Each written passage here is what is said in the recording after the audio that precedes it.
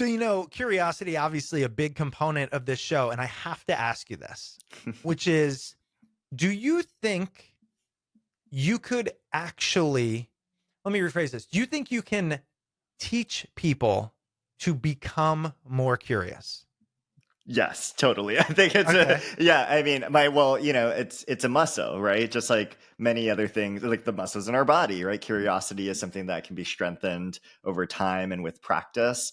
Mhm. And, a lot of folks just don't know how to, they're like, I know, I see the benefits of it, or I see people around me who are really curious, or when someone's curious towards me, I feel really heard or seen or valued by this person. I feel like I matter to them. Or I see curious people really, they're happy, they're like active and engaged. I think about those elders that are like, don't ever give up on curiosity, even into these ages. Like that's what keeps you alive. Yeah. But folks then have the question of, okay, but like, how do I do that? It's not enough to Right. just say, be curious. Right. That was like me in a weightlifting gym for the very first time with my partner. He's like, Uh-huh.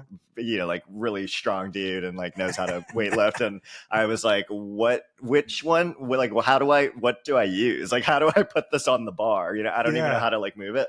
So we Right. need that sort of structure or that regimen or, a set of exercises that can help us to actually, you know, work out that muscle.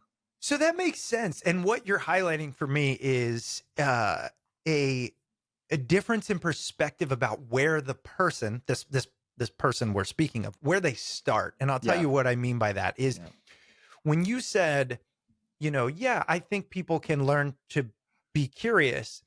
Um, there was this assumption there that they see the value in Mm-hmm, curiosity. mm-hmm, mm-hmm, mm-hmm, In mm-hmm. where what I have found is that perhaps it's less difficult to teach somebody how to be curious than it is to explain to them why curiosity is a value that they might want and Mm-hmm. convince them that it's worth the effort. Right, right. The effort and the time. Yeah, I Yeah, mean, and I think a lot of that is because people have a limited definition or understanding of what curiosity is. They're like, oh, sure. it's about learning about how much Beyonce made on her Renaissance tour. Like isn't that like curiosity? Like I'm wondering something, and that's a part of it. Mhm. It is this intellectual tool. But I think, you have kids, and for folks out there listening who have kids, I think, you can really connect to curiosity in a different way when you watch, your child, if they are verbal, they're using their curiosity to, explore their vocal anatomy, and they start babbling. They're like, bah, wah, ah, and Mhm. they're like seeing how people react to them. And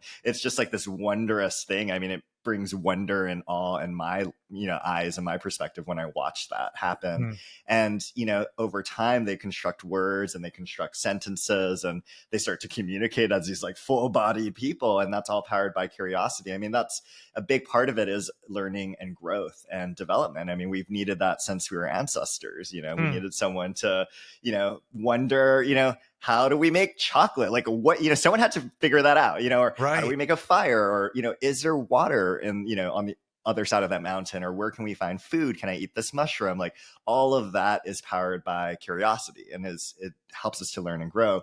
And that's one part of it, intellectual curiosity. That's what folks call it. Mhm. But, I really love taking the idea of curiosity from the mind into the heart and seeing it as this heart-centered tool for connection. And that's when I think people really start to be like, ooh, like they lean in, they're like, oh, tell me more. That's interesting. I've never heard curiosity in that way, heart-centered curiosity.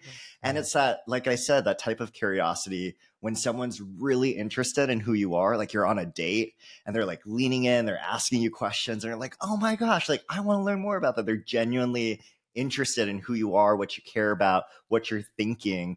Even if you're not even dating, you're in a marriage of like 15 years, to feel Yeah. that from someone is so affirming. It's such an enjoyable, pleasurable feeling. And it makes you feel, like I said, like you're valued and that you matter.